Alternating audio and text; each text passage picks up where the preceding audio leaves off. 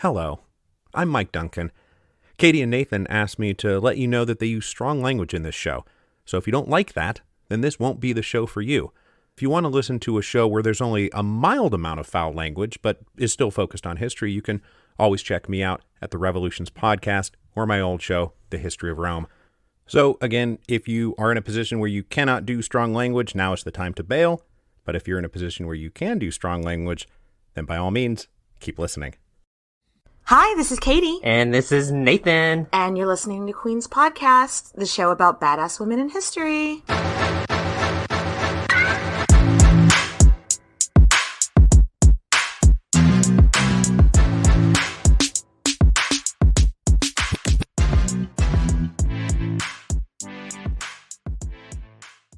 God, we're back! We're back! Season what? Season 5! Holy fuck, how old am I again? Don't say it out loud, Katie. Okay, no, so if you are just joining us, we are Queen's Podcast, and this is our season premiere of our 5th season!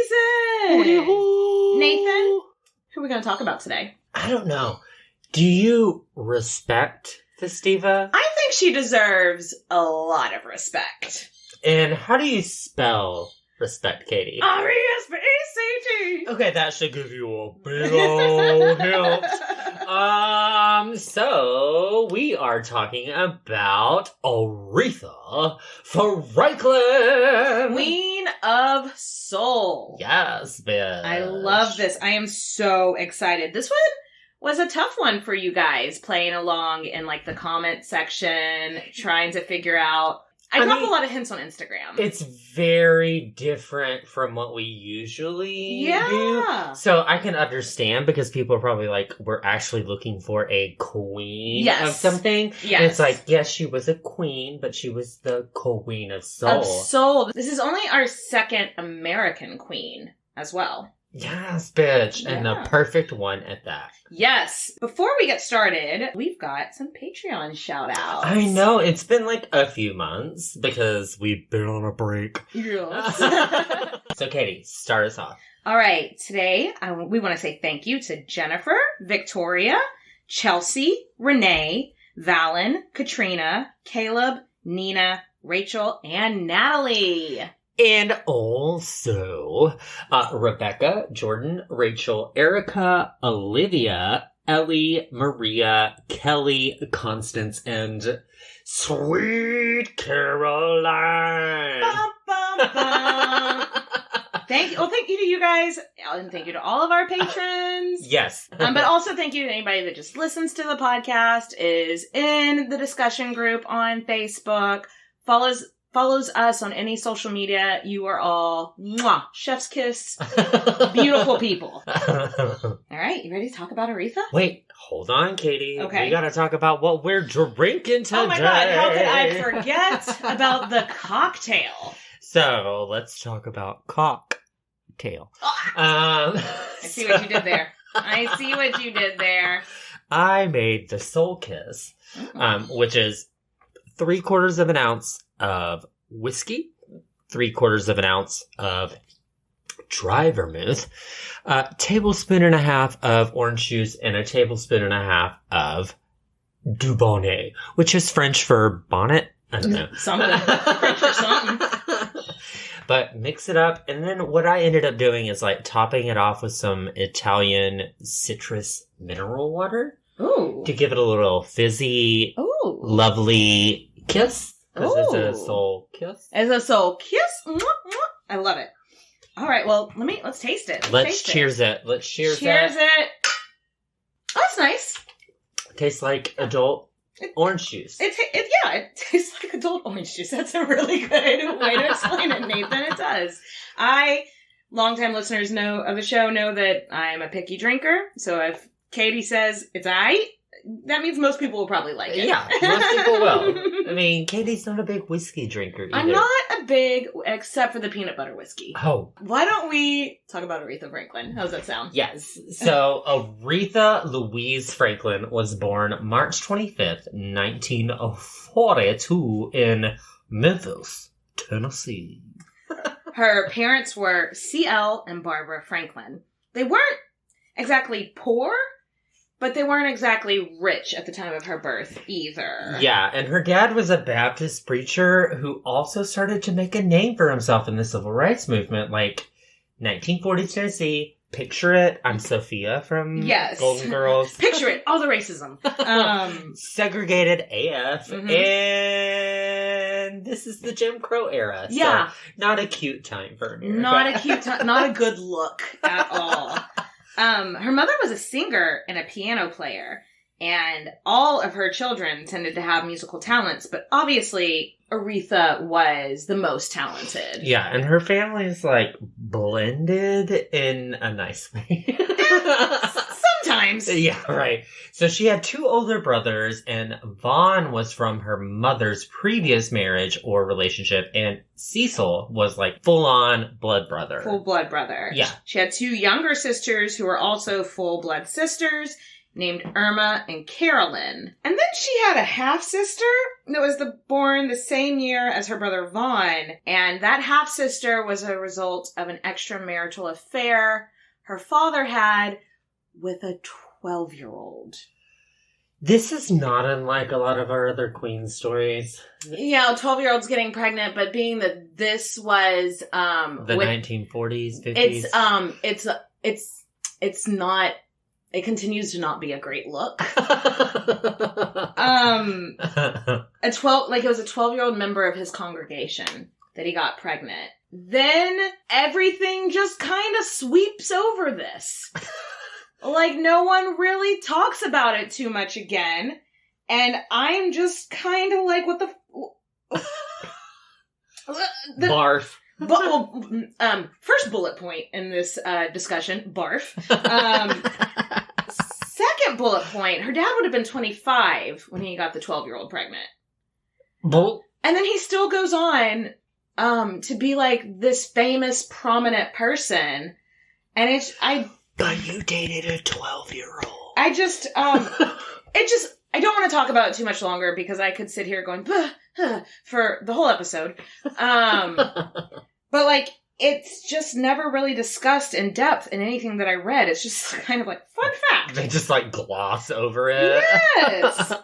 So I'm going to have to move on, but barf. Yeah. The family ended up moving around Aretha's first few years. So they went to Buffalo, New York when she was like 4. And then to Detroit a few years later. Mm-hmm. And she and her siblings were super duper close. Yeah. And her family nickname was Riri. She was Riri. I think that's so cute. It is cute. That's a really... Did you have a nickname with your brothers and sisters as a kid? I do. It was literally right out of Aretha's playbook. My name was Nene. Nene. Watch me whip. Watch me Nene. Yes. And then my family was like, wait, you're gay? You are gay? You call me Nene. Yeah. What did you expect? I didn't really... I was the oldest, so... You were just Katie? I was just Katie. Katie with the good hair. Okay, sure. I don't really remember being called that as a child, but I'll take it now. But my niece and nephew now call me KK. Okay. Nene and KK. Nene and KK. Yeah. Welcome to the Queen's Podcast. With Nene and KK. Anyway, let's get back to the story. So when CL was offered a position as preacher at this Baptist church in Detroit, big fucking deal. This was like his big break. Yeah. And from there on out, the family lived actually quite comfortably. The Rolling Stone article that both of us read that did the research says that they moved into this like fancy ass mansion in Detroit. So moving on up. Comfortable. I feel like I should go ahead and like preface that we couldn't afford the rights to any of the music we want to put in this show. So we are going to be doing a lot of bad singing. Speak for yourself, Katie. Okay. Nathan, I think you have a beautiful voice, but you're not Aretha. And I don't think that's an insult. I think it's just reality.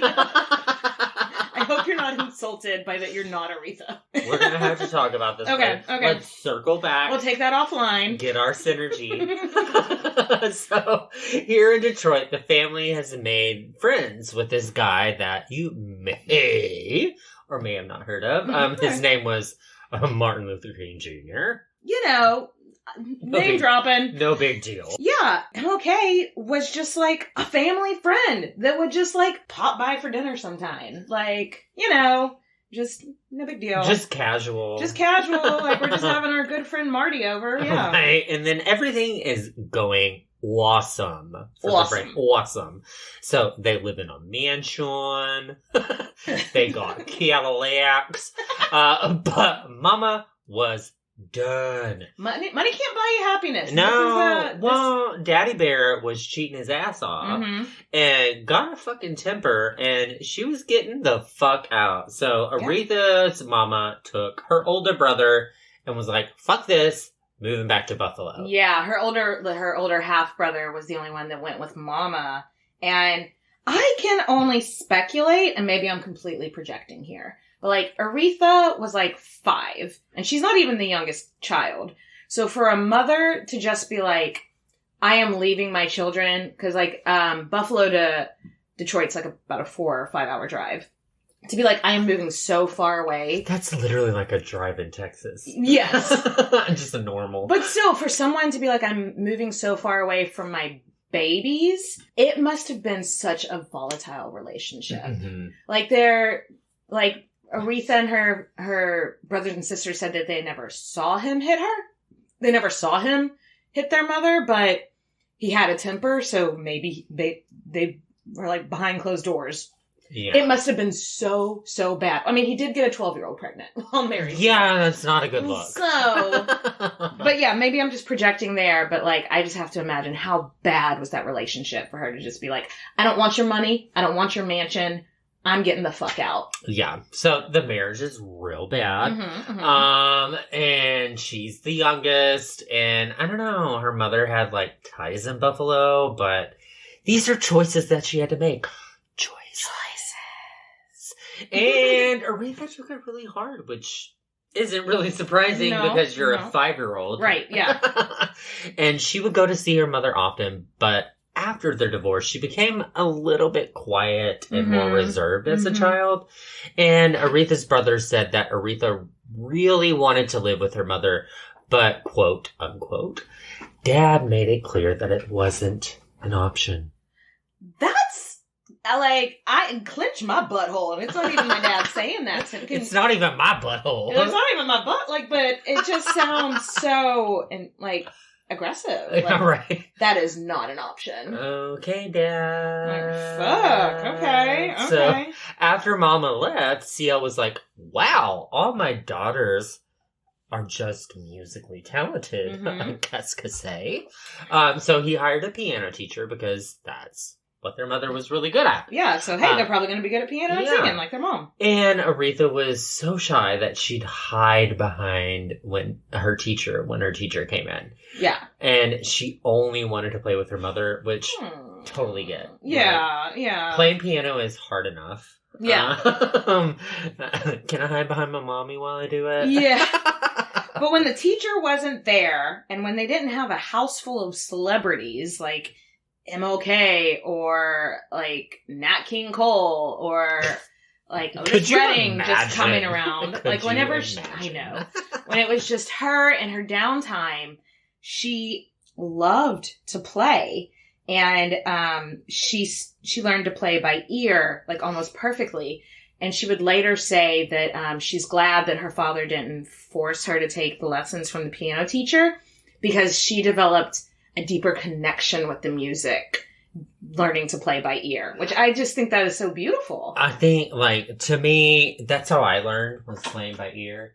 And that's real fucking difficult. That sounds simple, but it's real difficult. But to do it well. Yeah, I and imagine. to understand it. So when she was 9, her dad convinced little Riri to take on her first public singing performance. Hey, she's 9. She's got to start earning her bread and butter. Come on. Stage moms. Yeah. Little Riri was so nervous that she was visibly shaking as she sang in front of a huge congregation at her dad's church.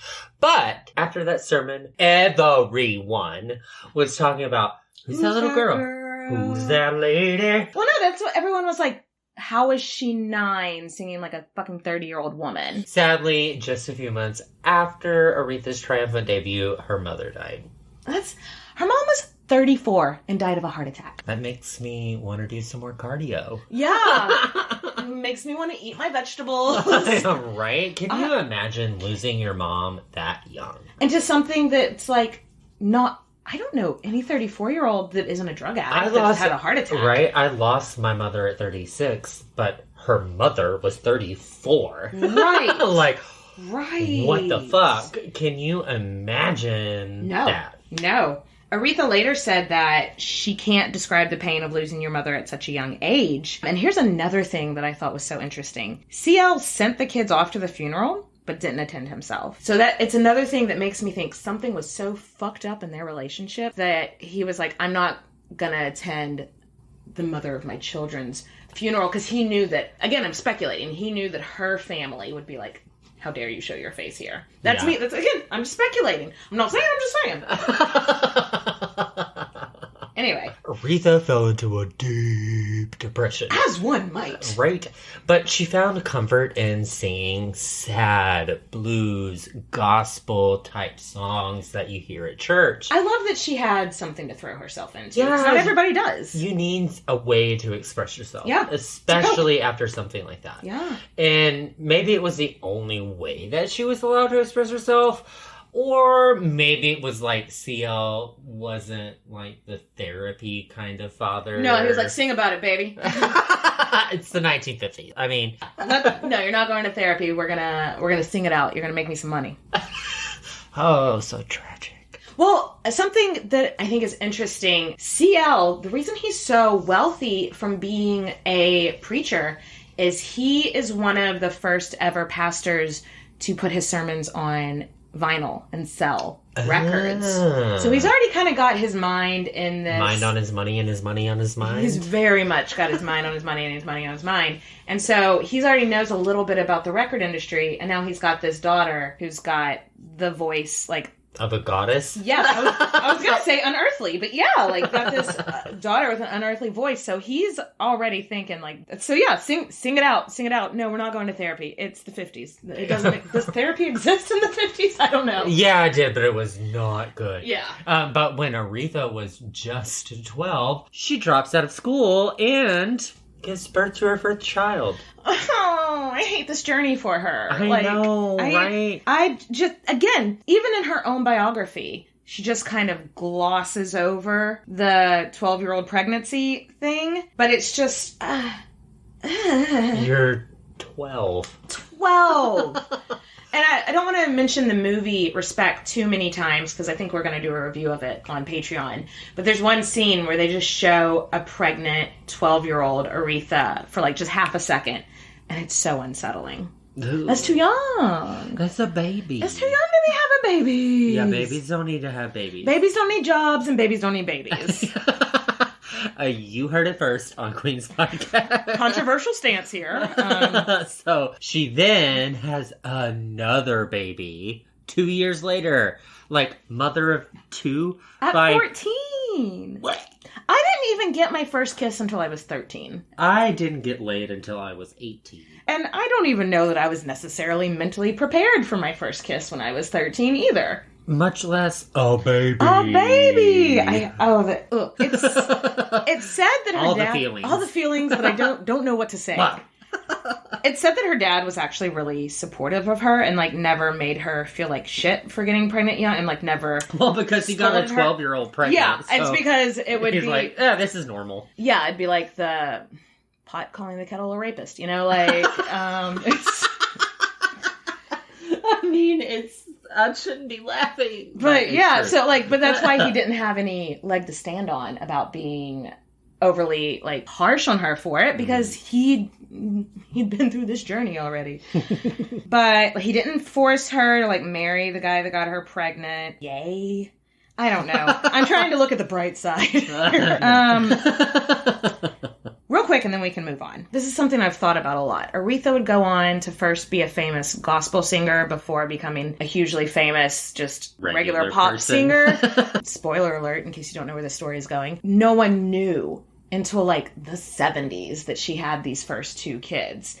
That would never happen today. No. That would never, especially if she started in the gospel sphere, you know? Oh, hell. People would have been like, she had 2 children born out of wedlock. She can't do it. Yeah. And so, like, it just blows my mind. It would never happen today because of social media and the way the celebrity culture is just so different. So that's just something that has been running around in my mind for the last month while I've been researching. Rabbit hole. So it's a little unclear who the father of these 2 kids were, you know, as an identity thing. Mm-hmm. And her personal life in general was kept pretty private in her early years. Yeah. So Aretha never in her life divulged who the father was. You know, there's rumors, of course, but we don't know for sure. And we're not going to spend that much time speculating because guess what? That guy or guys aren't really part of her fucking story. And we got a lot of other stuff to cover. Because she's goddamn Aretha Franklin. Because she's Aretha fucking Franklin and we got a lot of other ground to cover, so let's move on. Boom. She was really making a name for herself as a gospel singer. The ripe old age of like 14. At 14. But no, she was like becoming famous in Detroit. Her dad took her on the road performing at different churches throughout the Deep South. She was starting to make a name for herself, strictly gospel though. And they record her first album at her dad's church. I forget the name of it. It's easy. It's on Amazon or Spotify. You can go look it up. But it's literally just her at the church singing with like the congregation there listening to her. And you can like hear people at the church being like, mm-hmm. And like, preach. And like one guy is like, listen to her. Like he's so blown away. Like, listen to her. I think he actually says listen at her. Like, listen at her. And he's just so blown away that he's like, oh my God. Well, if you've got a voice like that. At 14. Oh, listen at her, indeed. Shit. Yeah. She really wanted to be, even though she was doing like gospel, she really wanted to be doing more like modern shit. Pop music. She's a teenager. Yeah, she's like R&B, soul. Soul Kiss. That's the name of the drink. But she liked that R&B. She's a teenager. Yeah. When she told her dad, she was like, look, this has been fun, but I really want to be doing more contemporary music. Y'all, her dad just wanted her to be famous. So he was like, okay. And then like immediately the 2 of them moved to New York. Like the next day she was like, I want to be doing pop music. And he's like, all right, let's go get you signed on a label in New York. And they like moved like, not actually the next day, but like as fast as they possibly could, they moved to New York. So Aretha left her kids back in Detroit to like be raised by her grandmother. Mm-hmm. But again, this is part of her private life. Can you like imagine being like, hey, let's just pack up and move your kids? Yeah. Like, bye, children. Yeah, like she's 18 and her oldest child is 6. Which is also very hard to digest. She doesn't talk about it. And again, maybe I'm projecting on her private life, but I have to imagine they didn't have FaceTime back then. You know? That's not a reach. That's not something, like, she couldn't just talk to her kids whenever. So I'm just like, oh, I hate that she just had to not be a part of her kids' lives for a while. I just have to imagine that must have been difficult for her. Yeah, so when they got to New York, CL hires Aretha, a music teacher, to, like, fine-tune everything. And after one practice together, this guy goes, CL, your daughter does not require my services. How badass. I know. I love it. And this was, like, a music teacher that, like, studios hired, train their singers. She's so good that she doesn't need this formal training. Yeah, he's just like, there's nothing I can do here. I could take your money, but crazy. That is so cool. Like, this bitch is amazing. She was a prodigy, basically. Yeah. Aretha immediately signs with Columbia Records. Like, basically, she walks in their door, and they were like, oh, please take this contract. Oh, honey. Oh, yeah. Honey. But it ended up really not being a great fit. Her first album really didn't do anything. The synergy was off. Well, yes, kind of. The thing is, and back then, if you were with a record company, you had to put out like 3 or 4 albums a year. Yeah. And so in the first few years, she put out like 6 albums. And none of them really did anything, but it's like they didn't know what to do with her. They were like, well, on this one album, let's try like kind of like Dixie music. Let's try soul. Let's try gospel. Let's try pop. All in the same album. And so it was impossible for her with all these different styles to find an audience. Do you know what I mean? Well, I mean, whenever you release an album, you need to have a theme. Yeah. And if your theme is gospel, pop, R&B, but it's like, find your lane, bitch. Yeah, and Columbia did not know what to do with her. She did have a couple of minor hits. Like, she had songs that, like, would make it in the top 40.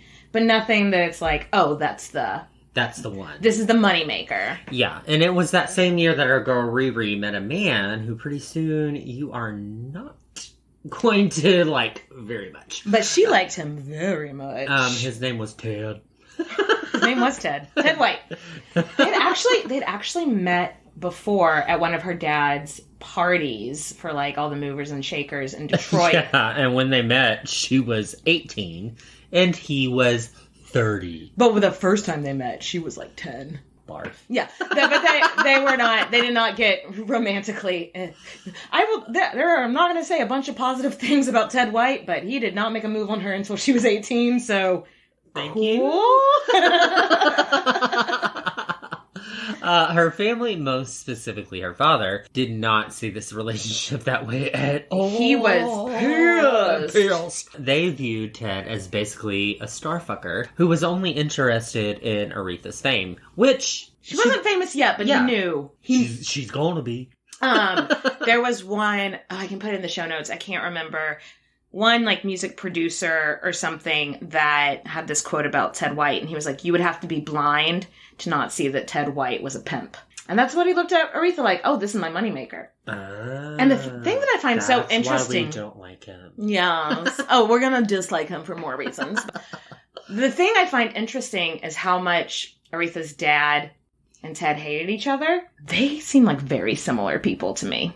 That's probably why they hated each other. Yeah. Usually... And that's probably why Aretha liked Ted so much. Yup. Yeah, but her dad and her husband butted heads. Like, well, to say they butted heads would be a extreme understatement. Did not like each other. They did not like each other. The two had one son together, also named Ted. Ted. Let's take a quick break and top off our drinks. How does that sound? Golden. Like the girls. We'll be right back, guys. So, we're back. And now, let's get back to Aretha's career. Back again. Yes, because in her mind, she's like, okay, I have found this man that worships me, and he supports me, and he's going to help me get my career where I want it to go. Yeah, and she cannot believe for one single second that he has any sort of like ulterior motives besides his like love and devotion for her. And you remember she's like 18 and poor baby. Yeah, poor sweet baby. Sweet baby Aretha. Riri. Things, like we said, they're not really working out at her current record label. So they cut ties on good terms. And what Aretha doesn't know is that there's this producer with this new record label named Atlantic Records. Maybe you've heard of it. Yeah, there was this producer there that had literally been stalking Aretha's career, waiting for her to be a free agent.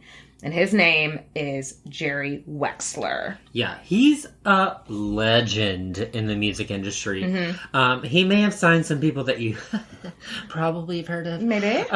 Ray Charles. Oh. Led Zeppelin. Oh. And Bob Dylan. Oh.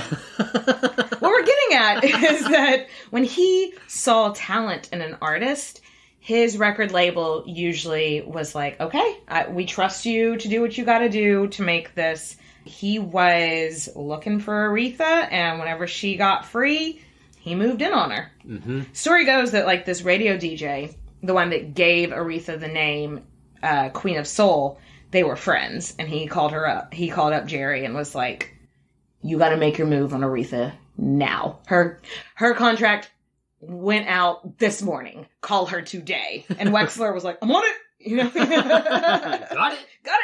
Okay. He was Little John.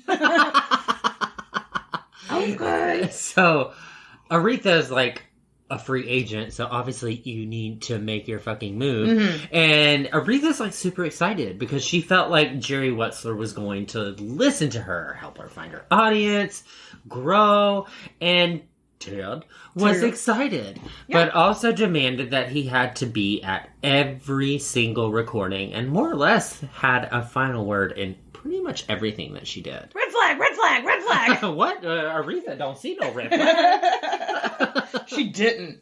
The studio that Wexler had so he worked for Atlantic, but they were usually out of New York, but he had found this studio in Muscle Shoals, Alabama, that he was convinced was the exact right feel, and he was just like, magic is going to happen at this studio down in Alabama. In Muscle Shoals. Muscle Shoals, which I only know of that city because it's in Sweet Home, Alabama. Sweet Home, Alabama. Yeah. We told you this was going to be a musical version. I mean, like long-time listeners, they know.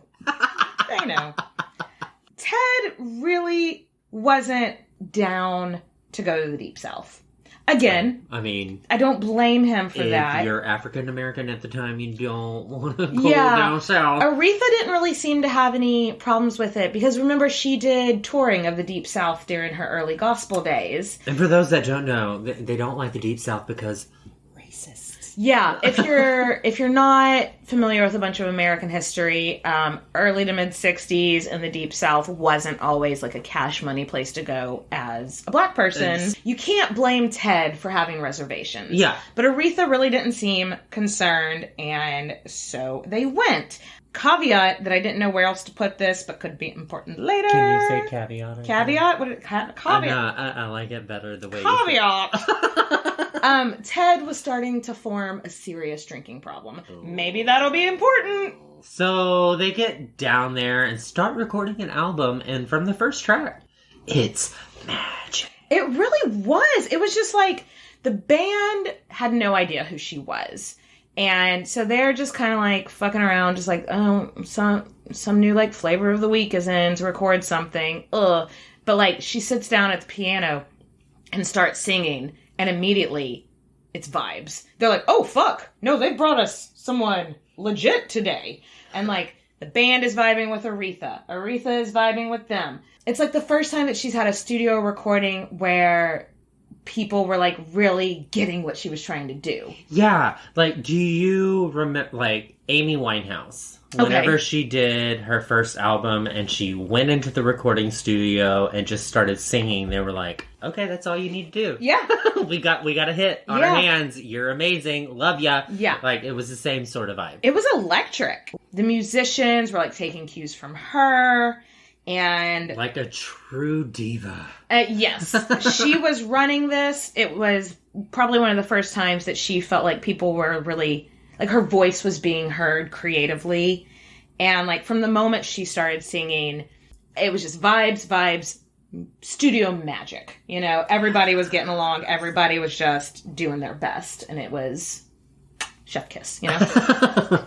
So the first song they recorded was this title track, I Never Loved a Man the Way I Love You. And, I mean, if y'all want to pause, go listen to it. We are encouraging. Yes. Because such a beautiful and heartbreaking song. Voice! Oh my God. No, y'all. I know.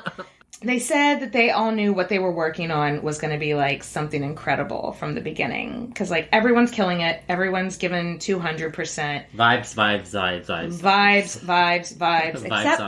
Except Ted. Fucking Ted. Ted sat there and drank all day and just walked around trying to, like, micromanage. That's annoying. There was Wexler, who was the producer, and then there was this guy, Hall, who owned the studio. And so if anybody's walking around trying to micromanage, it's this other guy, Hall, that owns the studio. Is he in any relation to Todrick Hall? You don't know. I don't know. Taj Mahal? I'm not. Yes. Hall also didn't like anybody drinking. But it was sort of like just... Too late. Yeah, it was just sort of like, don't fucking... It's a thing if you mention the drinking, so just let it go so it won't be a thing. And it... foreshadowing. And what happens next is a wee wee bit confusing. Because drunk people don't tell stories in a manner that makes sense a lot of the time. Yeah, it's like, and then I forgot what happened, and then... But I was mad. I woke up and I was screaming at someone. Yes. But he was drunk. Very drunk. And Ted says that he's drinking with one of the guys in the band, and they used a racial slur, which... Not cool. Not cool. Not cool. Like, we are on board with Ted being pissed that this guy used a racial slur. Get it, Ted. So he goes to Wexler, and Wexler was like, look, if this was my studio and it was one of my guys, I'd fire him right off the bat. But I don't own this studio. Yeah. I am not Karen in this Karen fantasy. So they just kind of left it at that. But like Aretha's too busy to know this drama is happening at all. She's over there making music history. She's just being a legend. She's being a legend, and she does not even have any idea that there's trouble. Though, I don't think she'd be surprised, because at this point, her and Ted have already started to have a bumpy relationship. And she knows that he drinks too much and starts shit. So I think she probably wouldn't be surprised. But all she knows is vibes. She doesn't know that drama's going on. So after the set is over, everyone goes back to their hotel and they keep drinking because, I mean, you just finished a set. So and alcohol's delicious. That's what you do. Yeah. And Wexler and the studio owner, Rick Hall, go to one of their rooms to toast champagne after they record, because they're like, let's just fucking celebrate. We made something. They already know they've made something awesome that day. Exactly. And a little bit later, Ted White calls and is like, hey, me and Aretha are leaving tonight. And they're like, what? What? What? The album not done yet. What you leaving? What you talking about? What you talking about, Willis? What you talking about, Ted? Ted. And Ted is like, y'all are a bunch of racists. I'm not going to subject my wife to this bullshit anymore. Everybody took a collective guess. Yes. Wexler and Hall go down to Ted and Aretha's room, being like, this is a misunderstanding. Let's do damage control. In retrospect, Hall said, I wish I hadn't done this under the influence. Remind you, everybody, Ted's been drinking since like noon. Hall and Wexler have been drinking for a couple of hours in the room. Wexler, Ted White, and Rick Hall, none of them have the same story of what happened. Shady Lady University. Yes. And Aretha has never, publicly made a statement about what went down either. But a huge drunken fight broke out between Hall and Ted. One of them said Aretha locked herself in the bathroom. Another one of them said that she was trying to break up the fight. All Aretha has ever said is that she remembers some kind of kerfuffle going on. Kerfuffle. That's my word, not hers. But all she's ever said is I think I remember them fighting. But obviously it was a bigger deal than she's letting on. Yeah. It was just a drunken mess. One of their stories even involved somebody broke out a gun. Okay, Aretha. She's a bad bitch. Well, I don't think Aretha broke out the gun. No, I don't think so, but she had But how guns. cool would it have been if, she was just kicked down the door and showed up with her pistol and she was like, men, shut up! R-E-S-P-E-C-T. This is why we can't have nice things. And that's where the song Respect came from. So anyway, that's how the song Respect was written. So the next morning, Aretha and Ted were gone. And this was probably not the first time she realized that the man that she was married to was not Mr. Perfect. She knew he was trouble that day. Anyway. Wexler, at this point, fucking panicked. He's like, oh shit, Aretha's not returning my calls. He's put all this time and money and, had his record label trust him. And now she's just, ghosting him. I'd be a little nervous too. I love this for you, Katie. She was kind of ghosting everyone though. Yeah. At that point, personally, think she was embarrassed as hell that all these grown ass men in her life are acting like hooligans. I mean, to be honest, she probably wanted to make them sweat a little. Yeah, she probably part of her ghosting strategy was you know what? He can't make the album if I don't go and make the album. Yeah. She's got a hit album. She can't finish that album without them. They can't finish it without her. So she knows, I've got the upper hand in this shit. Right. So the Rolling Stone article that we read to study for this put it perfectly. The only major player in Muscle Shoals who did not fuck up was Franklin. Mm-hmm. White fucked up. Oh, that's a deep statement. Hall fucked up. Even Wexler fucked up. Not Franklin. Mm-mm. Thanks, bitch. So yeah, I think she was making them all sit in the corner and think about what they've done.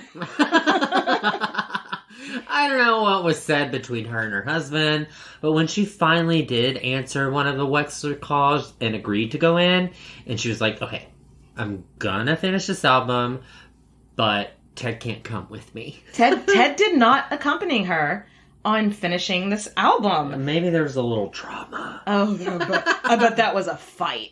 Yeah. For sure. But like a month after Kerfufflegate, they finally picked up recording the album, but this time in New York. She was like, I'm not going back to Alabama, just bring the band here, which I think is interesting. She was like, no, bring the entire band from Alabama here. And they're like, even the guy that maybe said the racist thing that Ted got pissed off about, and she was like, I said the entire band. Bring them here. She didn't want I love her. She didn't want anything to mess up that vibe that they were having. So maybe either she didn't believe he said the racist thing, or maybe she was like, oh, let me cry about his racist statements all the way to the bank in this like hit record I know we're making, you know? And they start up again, and Aretha is also like, because, you know, she's been doing live tours, and there was this one song that a cover, that she'd been doing live for years. She was like, I want to do this cover. It's an Otis Redding cover. I want my sister to do the backing vocals because they've been like my backing vocal band forever. And Wexler was literally like, oh my God, whatever you want to do, just get your ass in the studio. Right, and guess what that cover song was? Tell me what that cover song was. It's the song by Otis Redding, and it's called Respect. I have a feeling that you've heard this song before. You ever listened to the two songs back to back? No. I think you should when we're done. Because, I mean, obviously the Otis Redding version it's Otis Redding. He's good. He's jazz singer. He's famously pretty good. But the Aretha song is so much more, it's just so much better. Like, it's just... I mean, when you hear this, like, if somebody would say, sing Respect, you'd be like, no one's singing the Otis Redding version. Exactly. Yeah. So she added these elements to it that just brought this already well-performing song just to another fucking level. And then having her sisters sing in the back. And one thing I didn't know, you know the part that goes, respect. Just a little bit. Her nickname, Riri. Did I just blow your mind?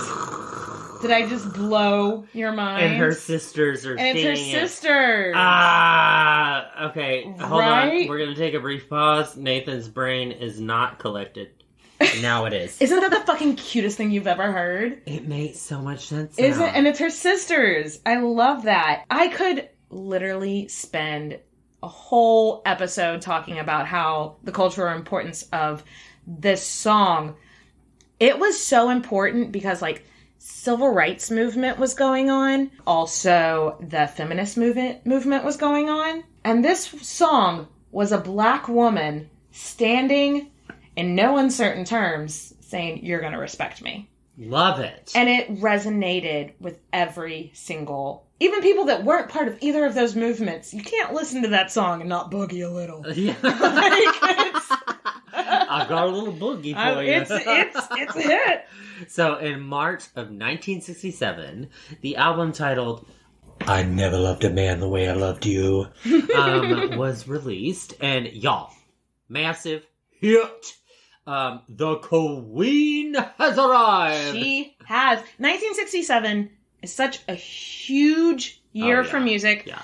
I won't go down the rabbit hole that I want to. She will. Maybe on Patreon I'll go down the rabbit hole I want to. But I just want to set the stage for... This is the year Sgt. Pepper's Lonely Hearts Club Band came out. This is the year Jimi Hendrix' Are You Experience came out. Pink Floyd's first album came out. Katie has got a full-on music boner. I've got such a music boner for 1967. Every single genre had just like a huge, massive hit this year. And for soul, R&B, pop, it was Aretha. Yeah, and this album resonated. Like, so many people, so many different graphics. This is huge. It is huge. In the song, R.E.S.P.E.C.T.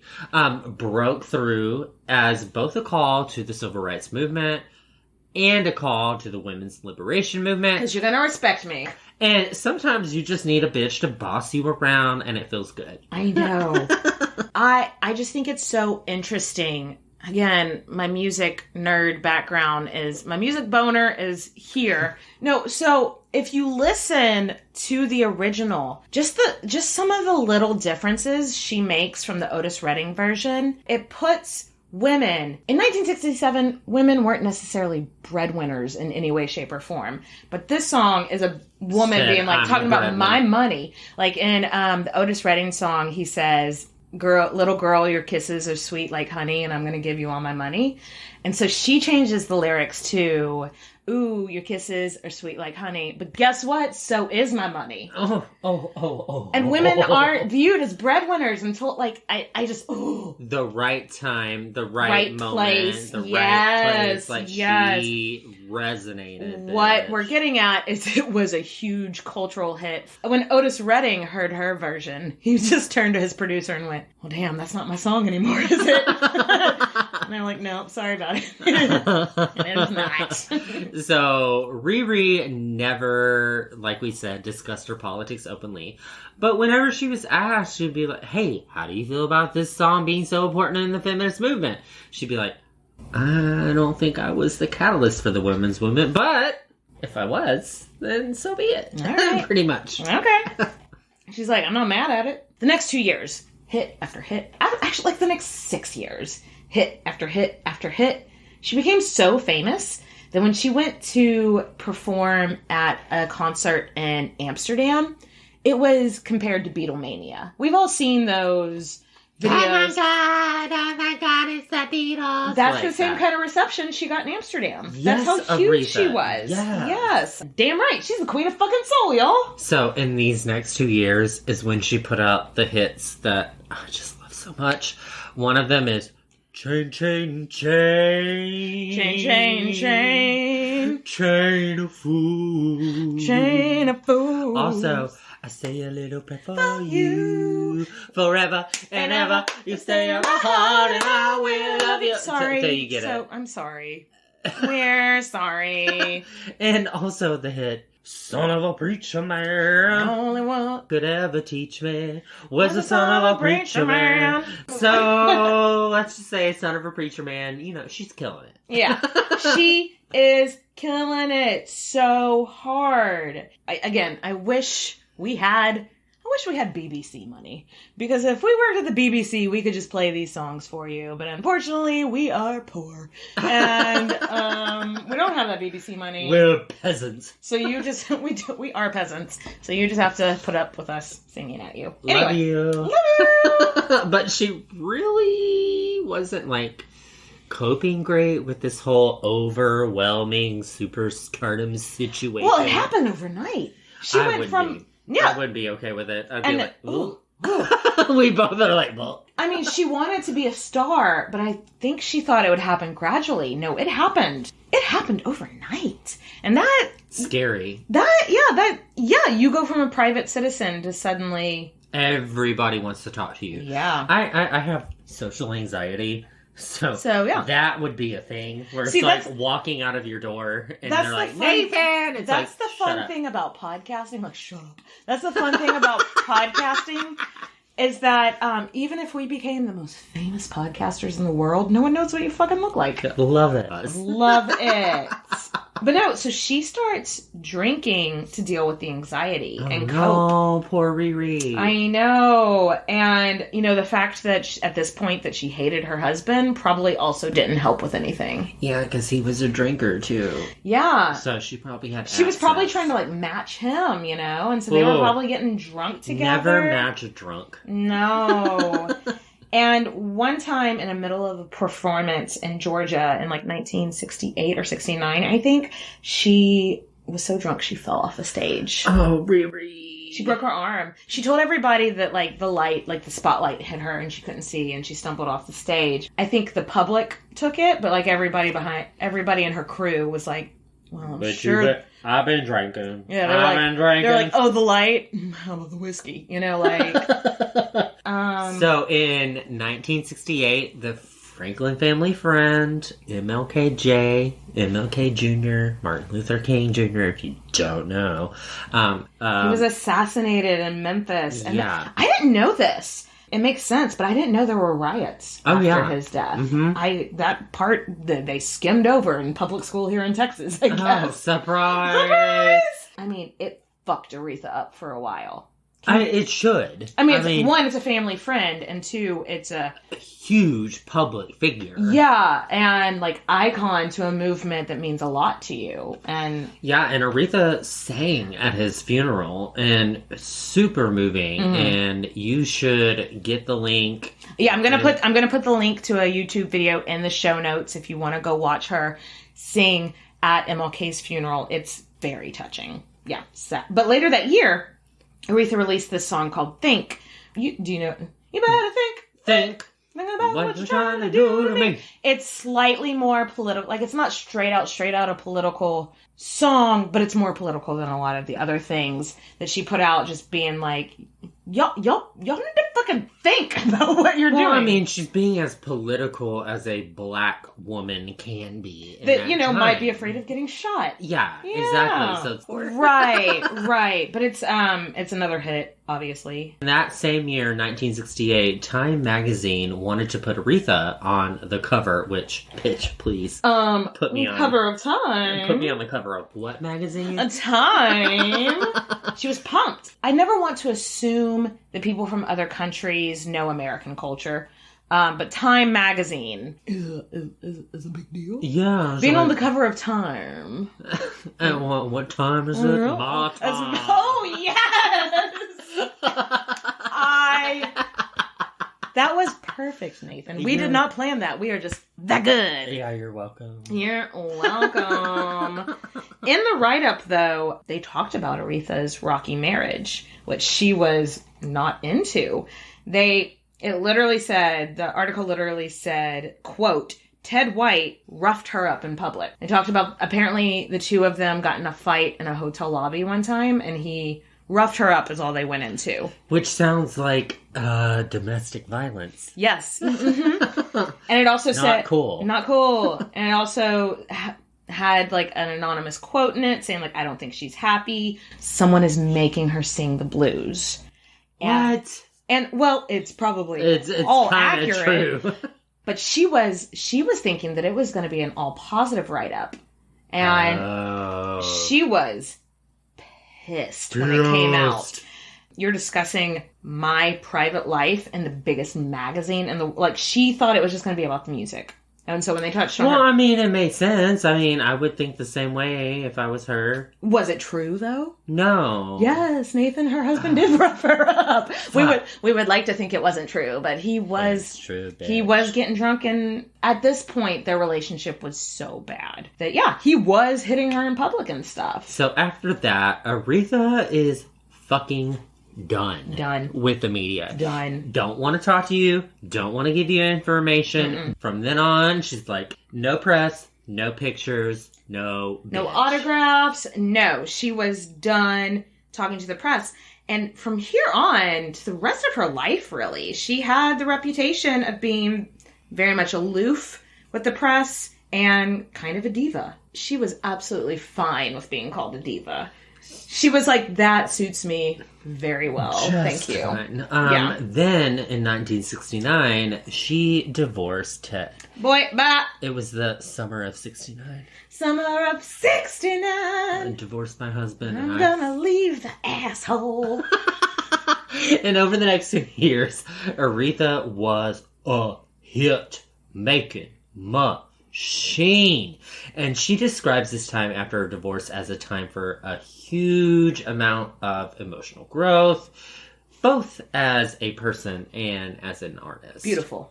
Love. Beautiful. Love.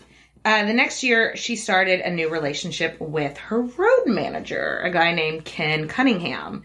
And they pretty much immediately had a baby together. Yeah, that baby came so quick after her divorce. Like, I don't even know if her divorce was legal yet by the time she was pregnant. That, like, I don't think it was planned. And she didn't have time for a break. It was like, go, go, go, go, go, with emotional, personal, and professional stuff. Oh, and I'm sure after that point, she's like, I don't want to talk to anybody. She needs time to recover, you know? She had a baby. Yeah. And so she kind of starts ghosting people a little bit. And Wexler would later say, no one used the term mental breakdown, but we knew. And I'm like, bitch, she just made a person's body with her body. Give her some time off. She needs some PTO. Yes. Oh my God. She just birthed a child. I would have an emotional breakdown. Yes. And we're not even talking like postpartum depression either. Which she may have had as well. And if she had it, fuck right off. She had a human being. I know, even reading that Rolling Stone article, again, we'll link to it in the show notes, but that's kind of the main piece that we use because Aretha's autobiography is out of print. I couldn't get it anywhere. That's sad. Yeah, even in that, which was written in 2018, it was she went quiet after that next baby. And it's yeah, bitch, maybe she would. Why wouldn't give her that option? I just really think that the music industry at this time was so toxic. Putting out 4 albums in a year might be too much. Well, I understand because, in the music industry, they had the summer of 69. Yeah. And they were you've got to create music to stay relevant. Because 69 was another huge year for music, which I won't, y'all know. But in 1970, Aretha put out a record called Spirit in the Dog. The sales were meh. But huge personal triumph for her. When people look back at her career now, it's even though it wasn't a huge hit at the time, people now are oh, this was her experimental phase. Yeah, it's like Christina Aguilera with Dirty. It's darker. I can't say I'm super familiar, but wanna get dirty, wanna get a little bit dirty. Yeah. It's a little bit more risque, a little bit more personal, but shows what she's going through. Yes. Who she is. I know people have mixed emotions about Pitchfork, but I just really, really loved this quote from a Pitchfork review of the album, obviously many, many years later. But it says, it's her truest record. It captures her essential ache, the pain of a black woman clamoring for freedom from the domineering men who suffocated her childhood and manipulated her career. Okay. That is, I don't, Clap for the kids. If I were her, I don't even think I would be mad that the sales weren't great. So long as you are getting your message, your raw emotion out there. Yeah, your message came across. Yeah. Fuck it, I don't care. So the next year, she put out the gospel album called Amazing Grace, which we all know that song. Back to her roots. So she's taking chances. Yeah. She's rolling the dice. And what she puts out, and it was a huge creative success. Mick Jagger attended the recording of that. So I've got moves like Mick Jagger. Yes. All right. Wait, isn't that a maroon? It's moves like Jagger, not Mick Jagger, but oh yeah. I got moves like Jagger. Yeah, I got moves like Jagger. But that just shows you that even though gospel isn't a traditionally, like, top of the pops thing. The pops. The other artists that were huge at the time were really supporting her going off in a different direction. And it was really groovy. So she wasn't top of the pops, but after that, you know, her star kind of started to fade a little bit. Her golden years... And she was not a golden girl. That point. Yeah, her golden years were behind her, but she still did okay. She's Aretha fucking Franklin. Of course, she still did okay on the charts. But the mid 60s to early 70s were really her.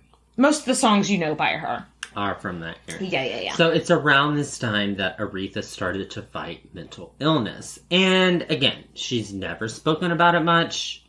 But what we know is that she was having horrible nightmares, admitted to a hospital. Girl, I understand. Can you just imagine, like, all these magazine stories running about you? Could you imagine having mental problems and just, it's the media won't leave you the fuck alone about it? Like I said, I already have social anxiety, and whenever the media is talking about my anxiety, it's When has the media talked about your anxiety, Nathan? Today. Today. Right now. It's happening right now. No, but she actually called up Jet magazine, which again, if you're not in America, it's a magazine that is more about Black culture and Black celebrity, which she would do so many times in her life. Anytime another outlet would run something negative about her, she would call up Jet and be like, I need you to post something, or I need you to print something about, like, how good I'm doing. That is not a bad media strategy. It's really not, though. I have to wonder if the people at Jet, whenever they're like, Aretha's calling, everyone's like, oh, God.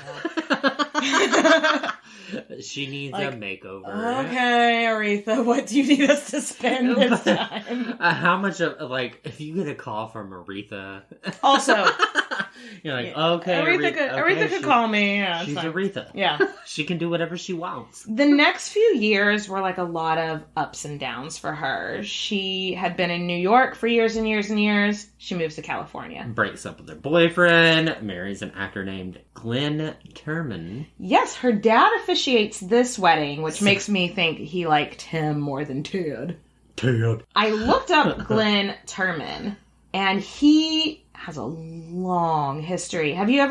Most recently, have you seen Ma Rainey's Black Bottom? He's one of the band members. He's one of, like, the older guy band members. And I read that about her, is that she got a lot of inspiration from Ma Rainey. Yeah. He was also in Gremlins. Like Gizmo? It made me think of your dog Gizmo. Our younger listeners are like, what the fuck is Gremlins? No, the way that they met I thought was really cute. So one of Aretha's sons, I'm not really sure which one, I think one of her sons that she had much younger, knew that Aretha loved Glenn, just thought he was the handsomest actor he'd ever seen. And so Glenn is one day backstage at a performance like one of his friends is doing, and Aretha's also playing at the same event, and the little boy's running around and, like, bumps into Glenn and is like, hey, my mom loves you. And he's like, okay, who's your mom? And he's like, Aretha Franklin, do you want to meet her? And he's like, yes, I do. Oh, why? Yes. And yeah, they were married not super long after.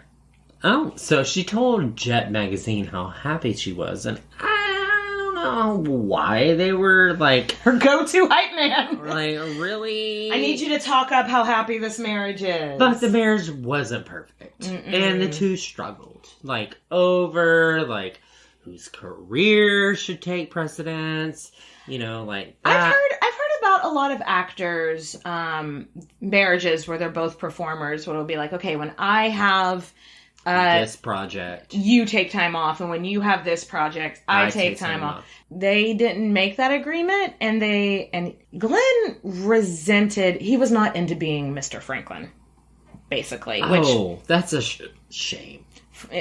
Everyone. If you are married to Aretha, you are a Franklin. You should be thank you for letting me be Mr. Franklin. But so in 1979, Aretha had been performing, and when she got off stage, people were like, "Okay, we got some bad news. Your dad has been at home in Detroit, and some people tried to break into his house, and he tried fighting them off, but he was shot." Hospital. Coma. Not good. Bad times. He remained in a coma until 1984. 5 years in a coma. I didn't know that. I thought. One more time, Dave. I didn't know. I thought that they'd just be like, after like a year, it's like, what? Coma? Why are we still doing this? Isn't this like a comma where you can just move on? Yeah. No. Well, like, so after her dad went into this coma, she went into panic mode. She moved back to Detroit. She moved into her dad's house. She started rallying around her family. She decided, actually, my top priorities right now are my community here in Detroit and, in honor of my father, getting my career back on path. And I need to take over some of like the administration at my dad's church. I need to take over his legacy. I need to do all this. And her husband did not fit. He didn't want to move to Detroit. He was an actor. No. What's he going to do in Detroit? Like, drive a car? It did not work. And yeah, her marriage didn't fit into this new plan she had for her life. So there is this one wild rumor. Wild that I can't find any like reputable sources. I found a message board that if anybody wants to go into like some really trashy celebrity gossip, you can. So the rumor, there's an old ass rumor that Aretha caught Glenn while in bed with one of her sons. What? Somebody on the message board I was in was like, that rumor is so old that it qualifies for AARP or something like that. Yes, queen.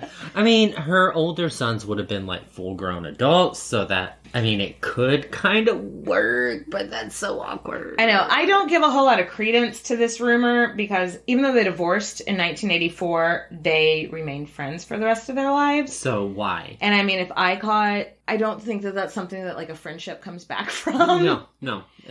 But anyway, I'll put the link to the message board in the show notes if you guys are interested. It's garbage. Anyway, let's move on. So, in 1984, when her dad died, the funeral, huge fucking deal. One of the largest funerals in Detroit history. Mm-hmm. Jesse Jackson spoke and called CL a prophet. Huge deal. Huge PR moment for CL. Even though he slept with us. Well, you know. We're going to gloss over that one. Yeah, Jesse Jackson did not bring that up in the ceremony. So Aretha changed management, as you would, in hopes to, like, reestablish, revive all of her career. And in the 80s, she put out this very... Her I feel like her music in the 80s, they were trying to make her so relevant and so contemporary. But her voice... But she lost her voice. Her voice isn't contemporary. No. You know? Her it's voice... soul.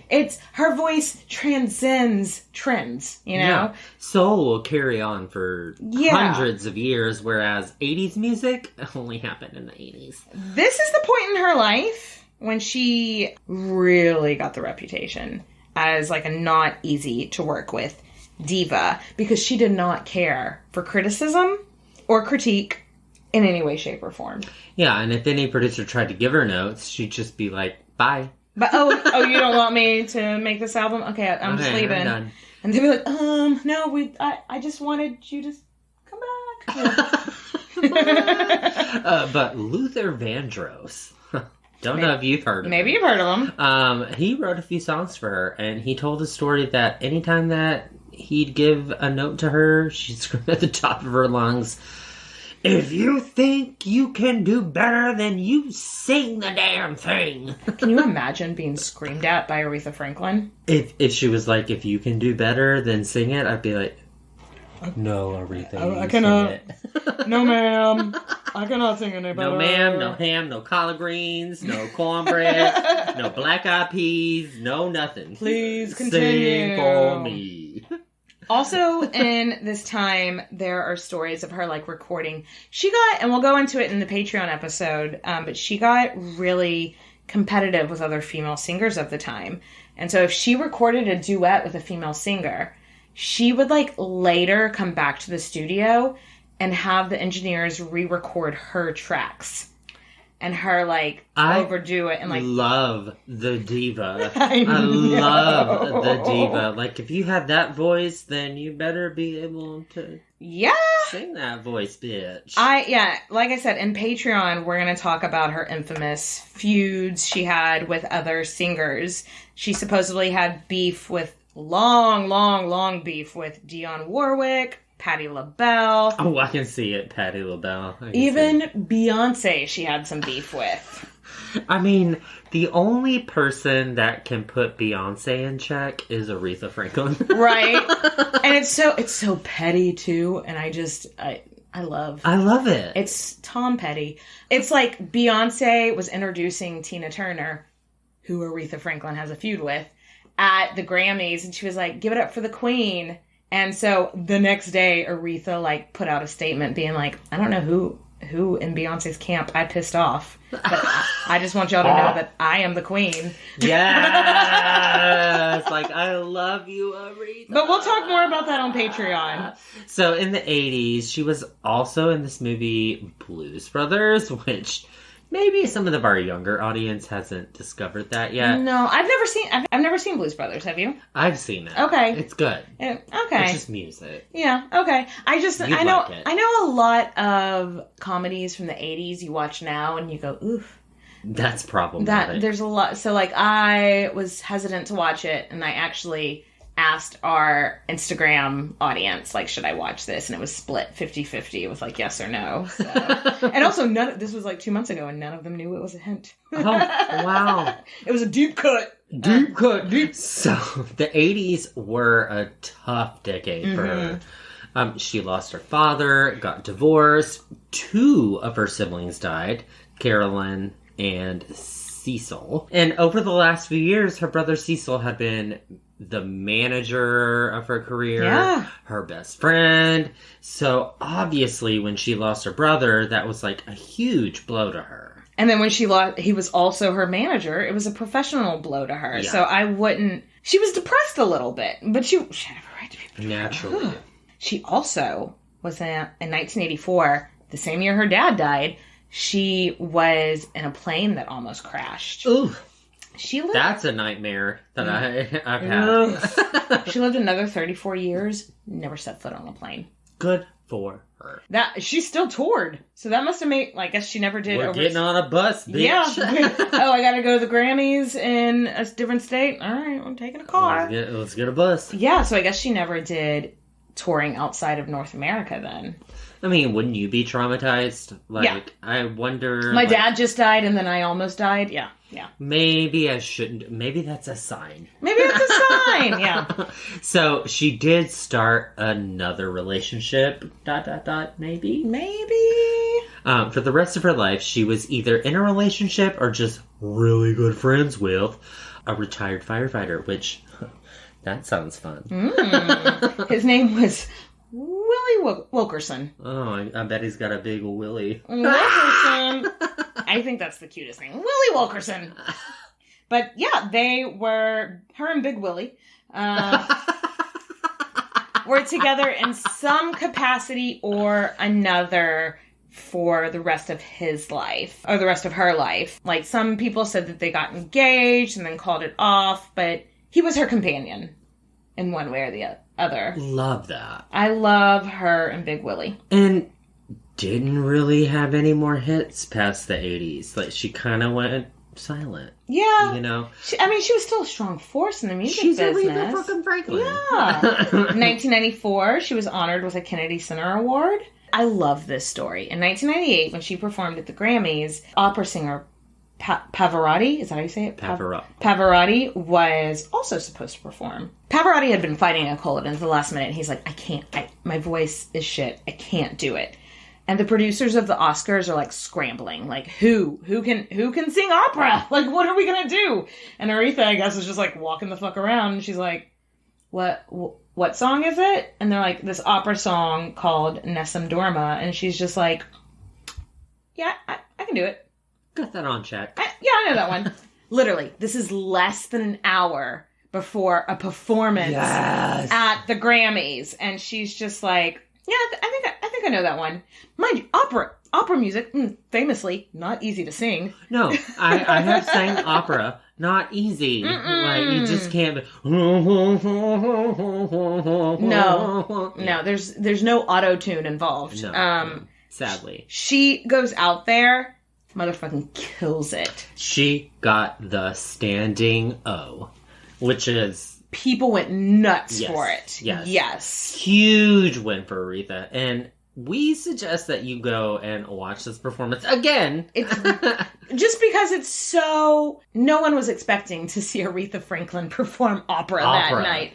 And even, like, Sting, like, introduces her, and he's like, with a last-minute change. Because, like, literally an hour ago, she didn't know. So she hadn't been preparing for this. She's just, like, very... She didn't do her vocal She's very warm-ups. cash, just like, MBD, I guess I'll sing. And after that, Aretha's public performance came a little less frequent. Yeah. I mean, when she stepped out, though, she stepped out. She sang My Country 'Tis of Thee at Obama's inauguration. I remember that. Can you imagine being from, like Martin Luther King was, like, your family friend growing up, and now you're singing at the first black president's inauguration? That's so beautiful. I bet she would. Yeah. She was just like, yes. What? No, I bet she was like, obviously I'm singing. I don't think she had any anxiety if she'd be invited. I bet she was like, clear my schedule. I mean, Obama I'm is sure calling there was me. a wee bit of anxiety being like, maybe. I'm singing at the first black president's But inauguration. it gives me chills thinking about how momentous that moment must Yeah, have been for she her. was on an emotional high. Do you remember the hat? Do you remember there were memes? She wore this hat, and there was like memes about, I think the hat got its own Twitter account. Like, I know what you're talking about, but it was so amazing. Yes. I remember how popular it was. Yeah. I remember how much people were like, Aretha Franklin just tore the house down. Yes. Boots. In 2011, sadly, Aretha started to feel unwell and canceled a bunch of upcoming appearances. And there were rumors running around like crazy that she was dying. And even though she would like publicly deny everything, again, she doesn't like talking to the press. I wouldn't. She actually was diagnosed with pancreatic cancer. Ooh, that's one that you can't fight. Yeah. In 2015, she performed at the Kennedy Center Awards honoring Carole King, because Carole King wrote Natural Woman. Oh, you make me feel. Yes. And y'all, she turned up like a diva in this fur coat, and she played the piano, and then she got up at like the big crescendo of the song and like dropped the coat and like did this whole diva she had a moment. reveal. Oh my god, if you haven't watched this moment, like Obama is crying, Carole King is like jumping out of her seat, so excited. Yes. It is a great performance. So in 2017, Aretha performed her final concert. So she told the audience to keep her in her prayers, or their prayers, but not sure if anyone realized just how sick she was. Mm-hmm. Yeah, she had canceled a lot of shows in the last year, but she was a diva. That was just kind of what she did. So That's people were like, not necessarily anymore. They were concerned. like, okay, Beyonce. They were like, you be an enigma. That's your thing. What did you call me? And she's like, you call me Beyonce? I am not Beyonce. I'm Aretha fucking Franklin. And she really kept quiet with all of her health issues. So it was a real shock to me, you, people that are normal. Yeah. That didn't know that what was happening. Didn't know her personally. Yeah. After, like, literally the next year, she's dead. Yeah. So in her final days, she stayed in her Detroit home, welcomed visitors like Stevie Wonder. How can you... Hey, you want to have some cocktail weenies with Stevie Wonder? Yes. Jesse Jackson. Another one that you're just like, hey, Jesse, come on over. Apparently, she refused to leave a will. And as she really did think that she was going to get up soon, she was going to shake it off, like Taylor Swift. Shake it off, shake it off. But she can't shake off cancer. No. Sadly, she passed away in August of 2018. at home, surrounded by her sons and many other loved ones, which love that for her. Yes. Her legacy. Where do we fucking begin? I love this. In 1985, the state of Michigan declared her voice a natural resource. It's like oil. Like oil, coal, timber, Aretha's voice. Like a natural resource. Thank you, Michigan. Yeah. In 1987, she was the first woman inducted into the Rock and Roll Hall of Fame. That's a shame. Which, I have issue with that they, like, I Janis guess... Joplin? Well, I mean, I just have issue with that they, like, it took that long to, like, put somebody... But, still, that is awesome, Aretha. She deserves it. She won 18 Grammys. She's, like, in the top 10 of, like, people that have won the most Grammys. Well deserved. She was, after her death, awarded a Pulitzer Prize. Posthumous? Posthumously? Yes, there you go. It's not a there word you I go. love. We got it. She just has too many awards to, like, even name out. She's just an absolute legend. And you know what? Let's raise a glass to Aretha. Cheers to the Queen of Soul. Yes. Cheers, bitches. Thanks for listening, guys.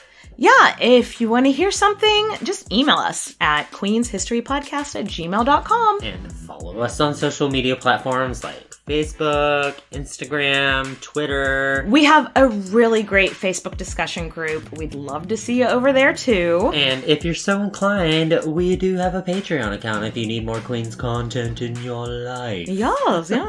Thanks for listening, bitches. Cheers, bitches!